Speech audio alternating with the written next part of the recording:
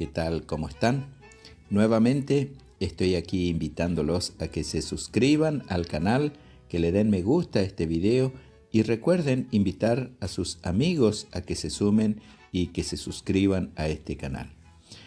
Bueno, el idioma guaraní o el abañé es un idioma hecho y derecho, comenzando de que tiene su propio alfabeto, un alfabeto con 33 letras y cada una de ellas tiene un solo sonido, de manera que es importante comenzar desde este punto para poder utilizar adecuadamente en la escritura.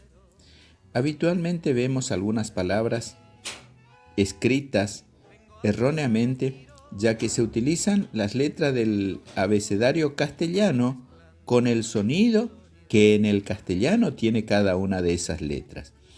Y ahí es importante comenzar a reconocer que cuando vamos a escribir una palabra del guaraní que suena ka, ke, ki, ko, ku, k y las nasales, siempre debemos utilizar esta letra que en castellano se llama ka y en guaraní adquiere el nombre de ke.